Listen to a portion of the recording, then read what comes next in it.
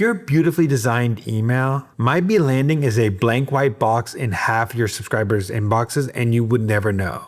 We're doing a Flashback Friday. If you're new here, this is where we dig up an old episode from the vault that's just as relevant today as the day we recorded it, maybe more. This week, we're revisiting my conversation with Naomi West, Senior Product Marketing Manager at Customer.io, where we busted some of the biggest myths in email marketing. We get into why custom fonts are probably breaking in Gmail, why open rates are lying to you, why the prettiest email you've ever built might be performing worse than just a plain text one. If you send emails or you're the person judging whether an email is good or not, you're going to want to hear this one. Let's hop into the episode.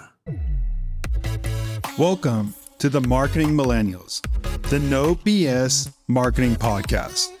I'm Daniel Murray, and join me for unfiltered conversations with the brains behind marketing's coolest companies. The one request I tell our guests, stories or it didn't happen. Get ready to turn the up. We are back with another episode of the Marketing Millennials podcast. Today, I am with Naomi West, Senior Product Marketing Manager at Customer.io. We're going to talk all things email, which is a topic that everybody talks about, but I feel like it goes back and forth. What's good email? What's bad email? What should you do in email? And I think Naomi has some myths to bust in this podcast. But Naomi, how did you get into marketing, and where did your love for email come from?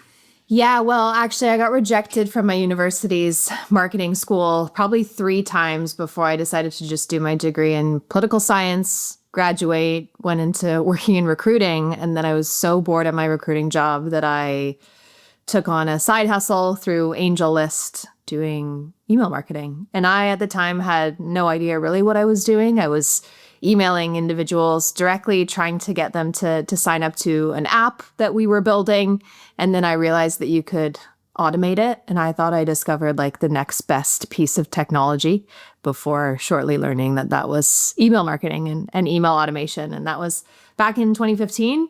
I ended up quitting the recruiting job where I was working kind of as a receptionist or onboarding coordinator, joining the tech startup full time. And I fell into this weird world where I just loved email marketing, consent-based email marketing. So when I'm talking about emailing today, I'm not referring to like cold emails or salespeople emailing people out of the blue, which is cold email or spam or whatever we want to call it. I'm kind of talking through examples where you sign up to an app or a website to get a 10% off discount code, or you get kind of an email checklist of things you need to do before being able to use the tool. And that's really my bread and butter, and I haven't fallen out of it. So, yeah. The AngelList story is pretty cool, I think. And I love a good rejection to like climbs. It's the best. Those are the best. That's what motivates me. Sometimes all the people who said I couldn't do something, and yeah, I love that. I love that as motivation. And it was all because my calculus grades weren't good enough. And here I am like doing marketing because I wanted to do marketing, and I'm not using calculus. I'm using AI. So take that. I wanted to ask you, so when someone is judging an email and they say this is a great email, what are they usually getting wrong when they say this is a great email? They're looking at it without the context of how someone's receiving that email. So, for example, what's the trigger behind that email? Is someone receiving it? Is it a newsletter that goes out on Tuesdays at 9 a.m.? Or is it something that's event triggered? So has someone done something in an application or a platform, or have they purchased something and then immediately received that email?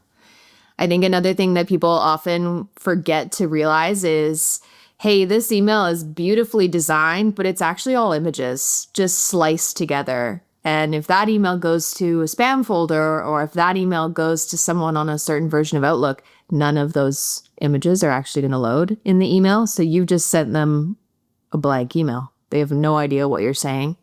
They have no visibility into the context of what you're trying to communicate because you've only used images. You've tried to mimic web design, which is email's kind of like cousin of sorts. But email is so limited in design capabilities that You look at something thinking it kind of seems like web design, but email, you can't have that kind of one-to-one parity. It's not apples to apples. So context and kind of the actual design and application of the email is something that people often overlook. I want to go deeper into, you talked a little bit about web design, and they people try to mimic an email with web design. So what are some of like the web design trends that fall apart inside of an email? Custom fonts. If you think about it, there's only like 6 to 8. Someone can correct me on the exact number, but there's really only like 6 to 8 stable email fonts that are applicable across all email clients. Email clients being Hotmail, Yahoo, Outlook, Gmail, Apple Mail on iPhone, mail.ru. There's so many email clients out there, and they all support different things. So for example, if I'm building a beautiful website and I'm using a lovely Google font, I would think, oh, Gmail is owned by Google. Surely that same font would work if I send this email to Gmail. Wrong. Gmail won't even load its own fonts. It'll fall back to something like Arial or Helvetica. And so fonts is a big one, and it's super disappointing because a lot of individuals' brand identities are tied to the fonts that they use as their typeface. And when they don't end up loading in the email world, you're like, what? This is so weird. Like, ugh, I hate this Helvetica or Georgia or whatever these like safe fonts are. So that's a big one. Certain things like GIFs don't even work on certain versions of Outlook. They will only load the very first frame of your GIF. So you try and make very simple things like a GIF work in an email, and the reality is it's not universally supported when it reaches an inbox. Another thing that doesn't work great is things like rounded corners. In some versions of Outlook, that's not supported unless you use something called VML. You can't play video in a majority of email clients. So people will often say, how do I insert this video into an email? And I have to say, well, use a GIF, put a faux play button on it, and then link out to wherever you've supported that email, whether it's YouTube or Wistia or Vimeo or one of these millions of platforms that exist these days. So there's a million things that are like super limited when it comes to email marketing, and it's really sad at the end of the day. And there's a lot of education that needs to take place, because I think you go into email marketing kind of with these rose-colored glasses on, thinking that you can create this beautiful design piece, and you spend a lot of time attempting to create something that looks great in an email builder or in your marketing automation platform, only at send time to realize that a lot of those things aren't supported. I also think that there's also a overly emphasis on a well-designed email and an under-emphasis of what actually is in that email, and it does what matters in it. Because like what really matters in emails is relevancy and like to the audience, and if they getting something useful out of it. They don't really care how good designed your email is. I mean, I don't go terribly designed, but they're not gonna. They don't care if you try to make it super pretty. They're trying to get something really fast out of this that is useful for them, and then they're going to their next email. They're not trying to. Yeah. No, I think the nicely designed email is so like 10, 15 years ago when you got into marketing, just like, I need to do that. Now it's just like, let's get the content quickly. I want that. What you're trying to say in that email? Yeah, I had like a eureka moment, I guess 4-ish years ago, where I came into this small startup called Parcel, which was an HTML coding platform for email specifically. And I am not a graphic designer by any means. Like I'm an email marketer. I can talk strategy all day. I can talk a little bit of code, but I am not a visionary. I've got no visions happening up in my head, and I cannot execute a graphic design. So I always default to either an existing email template that someone has designed for me, or I default to a text-based email, something simple that I can get out the door same day. And so for kind of the first year of me doing marketing with Parcel, we would send text-based emails. And I had always this large dream of, hey, we're, an HTML coding platform. We should be able to walk the walk and talk the talk, walk the walk, and have like really cool emails.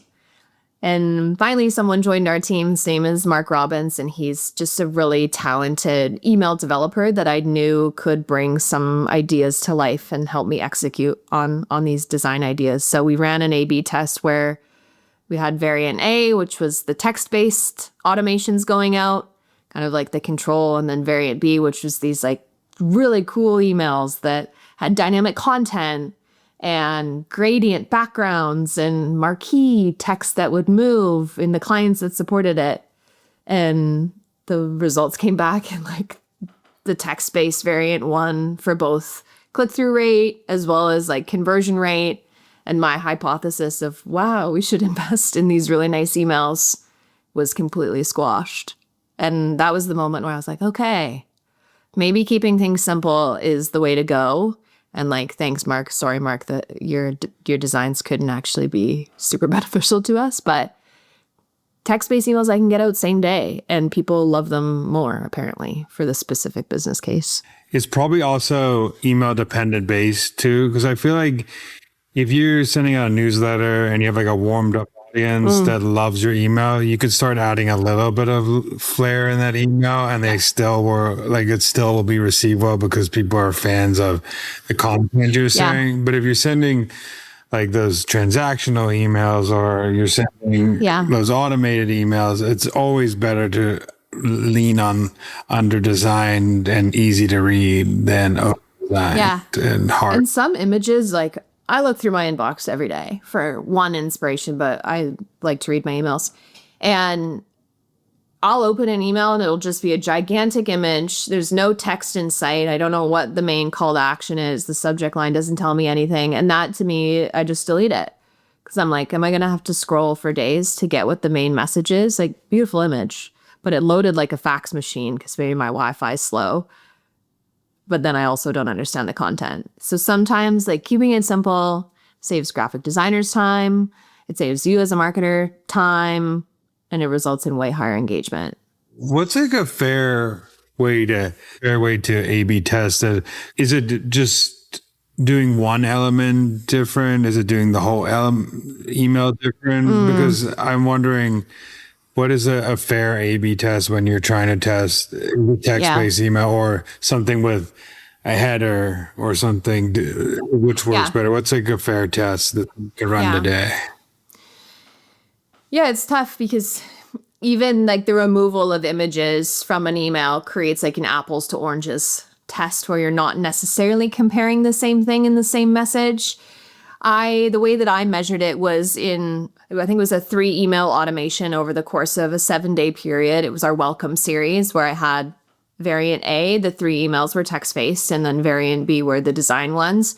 I looked at the overall kind of click-through rate across the 3 emails on both sides, as well as the overall conversion rate on both sides to try and understand, like, does the variant A that only contains text-based pieces result in overall higher conversion than variant B? I also wait a period of time before I gather those results and see if they're statistically significant. In this specific example, I waited a full quarter, so 3 months, to see how engagement was over that period, removing kind of like any fluke timings or like periods, weeks, where maybe people were just oddly more engaged with text-based emails. I wanted like a really healthy sample size to go in and remove elements of seasonality, make sure I had good volumes of individuals on both variants to pull results from. And that's what I would recommend marketers do is kind of automate your tests, put them in an automation, an event-triggered workflow, have those emails go out, and then after a longer period of time, go and look at how individuals are reacting to them or engaging with them. If you're going to test it over like a one email, like a newsletter, I usually like to repeat the test multiple times. So if I send a weekly newsletter, week 1, I would test that out. Week 2, test it again. Week 3, test it again, just to see if the results are consistent towards being statistically significant in one direction or the other. I think that's a good way to, because for marketers listening, just to have a fair test. Also, I think it's a good way because one thing that a lot of email marketers run into and executor marketers run into is I want to send a text-based email because it converts better, but the brand team's saying that it's out of brand. Like you said, fonts too, and colors and all this stuff. So how do we combat that? One way to combat it is do that fair test over 7 days and see version. Yeah. But what have you done in the past if that's ever happened to you? Yeah. Of course, there's always someone saying we can't do this. It's against our brand guidelines. And in some scenarios, you're unfortunately just stuck in that world. I see it in a lot of more like bureaucratic or larger enterprise organizations where unfortunately the marketer lacks a lot of creative freedom. I am a pusher. I'm a pusher internally. When I like to test things out, I push until someone finally says absolutely not. But I think it's going in with like the value first. So for example, if you wanted to test a text-based email saying, hey, here's an idea I have, here's how the impact would result in change within our org. It would allow me to decrease my email design time from 7 days to 1 day. The QA time against our brand team or our design team would be shortened by X amount of time. Here's the results I'm hoping for, a higher click-through rate, a higher conversion rate. And here's what that ends up benefiting our overall organization with, if you can respond with numbers in any fashion, whether it's directly tied to monetary value or just saying, hey, if we see X amount of more conversion, that means X for our business. Ideally, a management would see that and be like, okay, it's worth testing.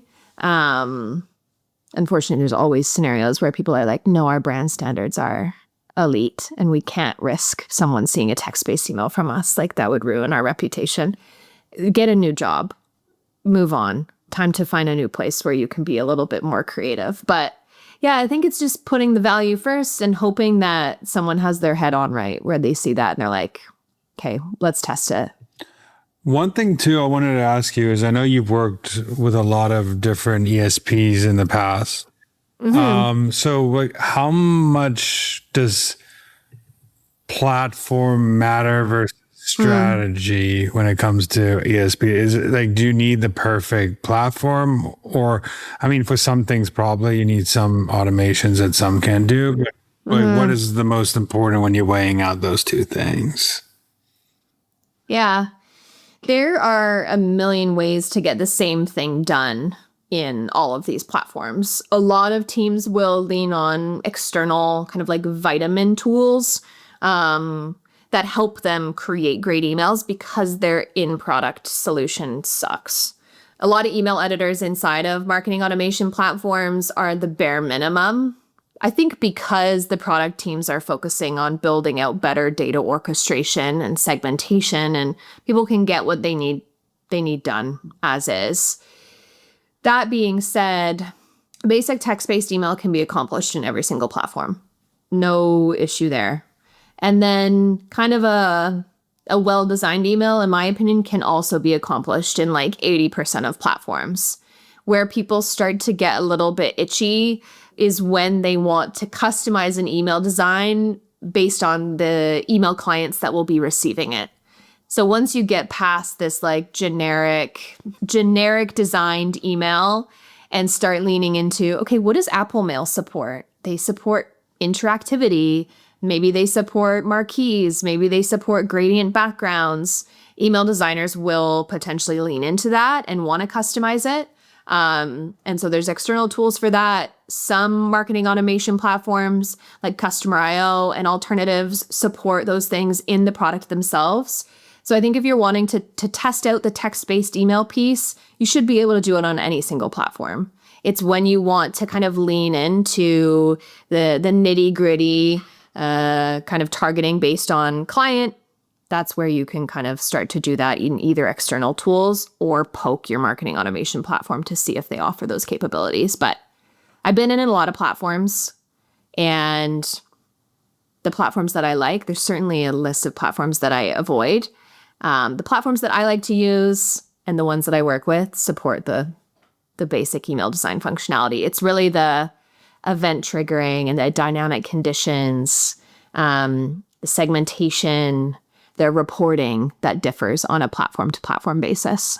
Let's go into some of the things that lead up to an email that are important that people think about. So what are when you're designing an email campaign or a life cycle campaign where an abandoned Yeah. cart flow, whatever you abandoned form flow, whatever you do, what is your like 1, 2, 3 step, and how are you planning out from I'm going to do this to I'm going to execute it internally? Because there's a lot of like moving parts sometimes too. If you're Yeah. changing fields, if you're marketing Yeah. things, so what does like your end to end look like for a campaign? Yeah, there are a lot of moving pieces. So one of my favorite campaigns to work on or automations to build is like very specific education, event triggered emails. So for example, Customer.io recently launched our MCP server, which allows individuals to basically connect Claude, ChatGPT, Cursor directly to their Customer.io workspace. So I can go into Claude and I can be like, tell me about Daniel at Marketing Millennials, and it will pull your user profile data. I will ask it, what are some things Daniel's done inside of Customer.io recently? And I can fetch all of that data and Claude can summarize it for me, which is great. In that specific scenario, my job as a product marketer at Customer.io is to explore how people are using the MCP server. I want to know their feedback on it. And I also want to educate them on how to use the server better. With that, I start with defining what I want the trigger to be. In this scenario, it's enabling the MCP server inside of their Customer.io account. When someone does that, they trigger an automation. And the first touch point is kind of congratulating them on enabling the server and reaching out, letting them know that I'm here for feedback, I'm here for questions. My stance on email marketing is it has to be a two-way street. I have gathered so much valuable feedback from users over the years when they reply to my emails. So that first touch point, I want to welcome them, congratulate them, give them a couple best practice resources for where they can learn how to use the server effectively, and then offer them a way to contact me with feedback. So I kind of strategize around that. I mull around the copy. My main goal is attempting to get them to use the server for the very first time. So that's going to be my primary call to action, driving them to connect Claude or Cursor or ChatGPT. The follow-ups, I want to know how their experience was. And so let's say after a certain period of time, 3 days, 5 days, 7 days, you can play around with kind of the day delay to see if one results in more feedback. The touch point after that certain delay is going to be trying to gather that feedback. And so my copy in that email is, how'd the experience go? Was there anything you wished you could do? Do I need imagery in those emails?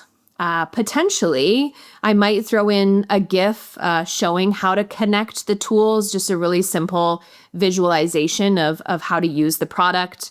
I might throw in a couple example prompts, giving individuals a starting place. And then from there, see what kind of results I get back. It's a first pass. And that's kind of how I approach email building. I put out a general feeler of what I want to accomplish as a marketer, what I want in return. And from there, either it could be like me working as an IC to develop and build those emails myself, or I could be working with my product manager, the rest of the marketing team to kind of shape the brand voice and tone if it needs to be more brandy. And then I make sure those feedback loops are in place to translate that feedback back to Slack channels so others can have visibility. There is a QA process with the emails. So once I've built the emails, I submit them to our brand team for review. They do same day review because we have a pretty well-oiled email design system. And then I launch it. I think some people forget when they're thinking of the grand scheme of emails, I think that you forget about the ones that you could do for individual product managers or individual reps that could help them save a lot of time. They think about the card flow. They think about also, I was going to add too, tools sometimes matters if you're trying to do like product triggers, because it's sometimes hard. Yes. Sometimes hard when you don't have a tool that's easy to connect to your custom product. Then you're having to have engineering build something to go into And engineers ignore Exactly. us. They ignore marketers. They're like, I'll be like, hey, do you guys have an event for this I could use? And they're like, la, la, la, la, la. Or 6 months Crickets. later, it's live. 6 months later, do you need this? Yeah, no, that's why I'm a pusher. If I don't get same day replies from an engineer, I'm in there calling them, pinging them, pulling them into like a Slack little video. They don't like video. Engineers don't want to be bugged. So if you're a marketer out there and engineering isn't helping you, you just have to push. Yeah. All day, every Even day. with IT, I remember there was like certain guardrails when I was in marketing ops that they weren't allowed certain fields inside of, and we needed just one more field, and it was the end of the world to add a field that I needed on the record so I could do an automation. Yeah. It's weird. I'm fighting because they have their eternal rule and I'm just, this is not going to affect anything and it's going to help us increase revenue. Like, please let me do this. Yeah. It's so odd. And it's such like a universal, like, if you're a marketer and you haven't encountered a tricky engineer or like tricky IT, it's coming soon for you. It's like a rite of passage. Everyone has to encounter this certain type of personality that like has to abide by the rules. No, you can't have that data. You can have it in 1 year from now. I don't know what's up with that. I also want to ask you, I mean, let's say, you probably are, since you're in email marketing, you're judging a lot of emails that come in your inbox and other people are sending you. But I want to ask you if like someone came in you and one of those emails fell in your inbox and they said, like, tell me if this email is good. What are like the 3 things that you're looking for to check if this is a good email if someone is sending you? Because you're judging them. I do the same thing with marketing. Yeah. If I had someone email me being like, is this a good email? And I'm the recipient, let's say. It's sent to me and then the brand is like, was that a good email? The relevancy is top of mind. How familiar am I with the brand as is? Did I just sign up to them and it's part of their welcome flow? Is this a brand that I've, been acquainted with for a year from now or at least a year? Relevancy, top of mind. I feel like there's a lot of brands out there that forget to create these like predictable touch points and just ghost subscribers for 6 months. And then they're like, oh, I need to send a newsletter. They send the newsletter. I receive an email and I'm like, what is this brand? I've never signed up to you. Spam. I'm huge on the spam. Spam. I don't even unsubscribe. I'm like, I don't know. Spam. There are some email providers that auto subscribe you to, that's a horrible practice where you get auto subscribed to a newsletter you never subscribed to. I hate. Yes. Unfortunately, I think that's like legal in the States maybe. So I apologize for that down there. In Canada, you can't do it.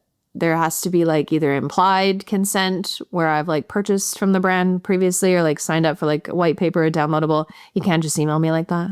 It's illegal. I'll fight them. I don't like that. And I think that's also illegal like in Europe and stuff. So I don't get it.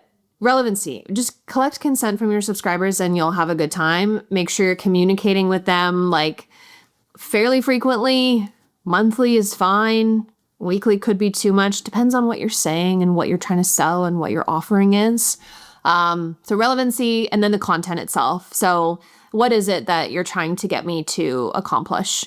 Is it a newsletter that I've opted into? In that case, like, is this content relevant to what you said you were going to deliver to me? And am I opening the email and, reading through it and not unsubscribing? Is it a newsletter that is trying to get me to click on blog posts and read further? In that case, are people clicking through? And then the design, I think back to the design once again, is the content legible? Like people who send out emails with size 12 font size, I can't read that. If I need to like make my face wrinkle to read an email on my mobile device, it's a bad email. So basic design and accessibility best practices. That's the trifecta, really. A good email is one that's relevant, has good content, and is legible and accessible. I want to also go into, I know you, in some of your workflows, you talked about that you have Claude and all the AI tools that are connected to your platform. But what do you think, because I mean, email's not going away for a long time, but what do you think is going to separate like a good email marketer from a great email marketer in the next 3 years? What are some skills that they should double down on to make sure that they are going to be competing? I mean, obviously one of them is like knowing how to do stuff with AI, but like maybe go deeper into what are you thinking about that? Yeah. The best types of email marketers that I see today, and maybe just like marketers in general, are ones that are open to testing new ideas, not people that just stay, working the same wheel over and over again. It's people that say, hey, it's been, 6 months since we've tested this last. Should we test it again? What do we want to find out, from our audience this time? So openness to testing and openness to being wrong, I think, is like a quality that I look for in junior marketers or marketers that are just looking to stand out. With that openness to learning and openness to testing is definitely like an openness to exploring the new AI tools. I know there's a lot of organizations still that are in this like weird anti-AI state. And unfortunately, I feel like the people that work there are just going to fall behind in like the talent pool as years progress. There are a lot of tools, Claude obviously being one. I use a great tool now that is like it's moved from a vitamin tool, like a nice to have, to a need to have like pill everyday tool called Whisper Flow. It's a voice transcription. Oh, it's so good. It's so good. I'm like, I now just talk everywhere. I'm down in my living room watching TV, like holding the hotkey, like, okay, create a strategy document or rewrite this Slack message, just commanding it to do all of these things for me. It's a fantastic tool. So yeah, exploring AI tools, going deep on their use cases, not just like downloading them once and then never touching them again. I think another thing which ties in with the new world of AI is just you need to have good communication skills, both written and verbal. I'm worried that with all these AI tools, written summaries will get really concise and really locked in. But then when it comes to live interactions, these people will stumble on how to communicate something effectively without an AI solution.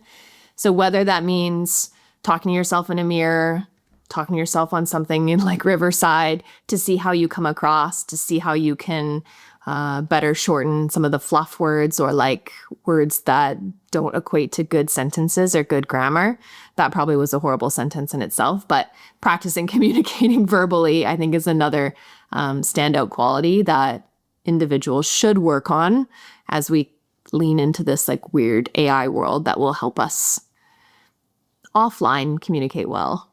Yeah, I think those, what you said, those personal skills, learning how to do that is also, I think one of the things that I've been feeling, if you know how to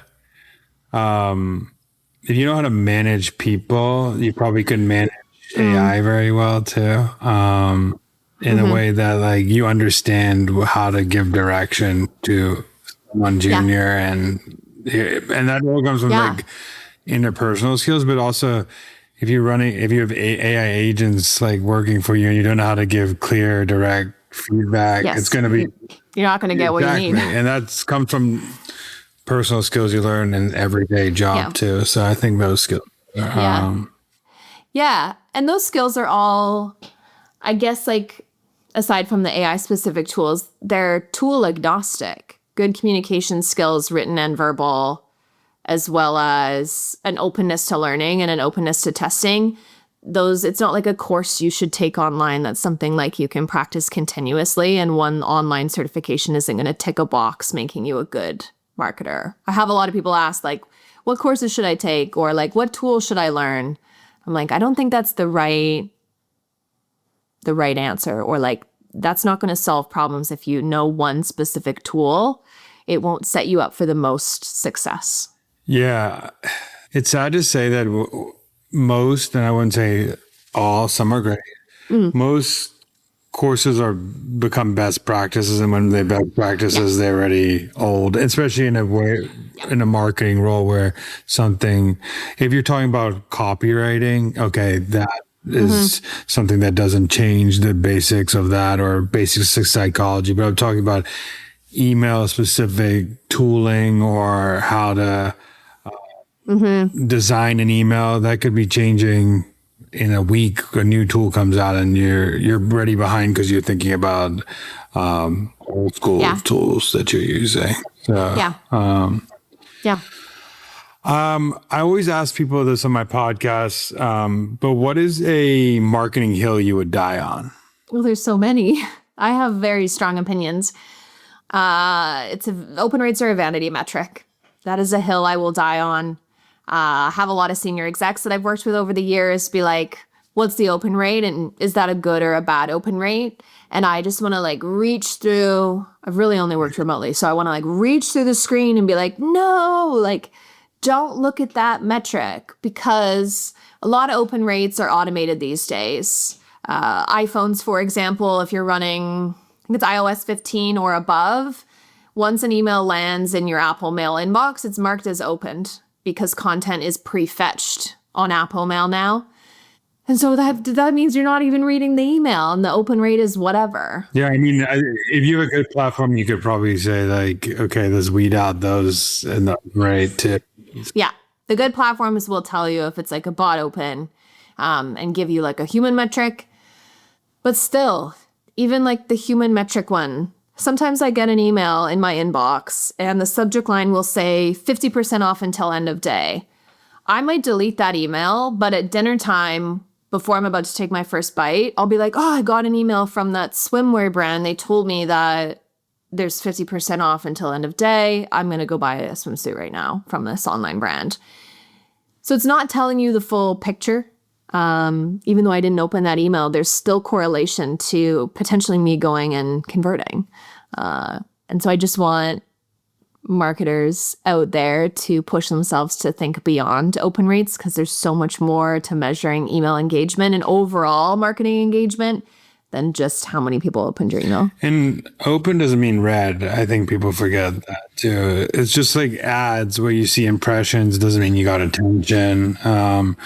Open just could mean someone's clearing out the inbox. It could be the bot. It could me every morning. Could mean the bot. It could, and some of those emails you said, like the swimwear brands and stuff, some show discount code preview text, so you don't even have to click the email to get the discount code. They're making it super easy for me to make that purchase, and I kind of like it. As an email marketer, I'm like, oh, you're making it so easy. But yeah, there's a million reasons why open rates aren't the best measure of success, and there's a lot more like meat behind that whole concept. But yeah, that's one of the many hills I will die on. So what are consistently our metrics that email marketers should really be paying attention to? Honestly, like click-through rate if you have a call to action in your email. I see a lot of, I worked with a brand last week as one of my freelance projects that, said that they had little to no email engagement. And when I went and looked at their emails, it was a long form newsletter with nowhere to click. And so I was like, what do you want people to click on here? There's no CTA buttons. You're providing all the information to them directly in this email. So click-through rates are great if you're trying to get the user or subscriber to take an action.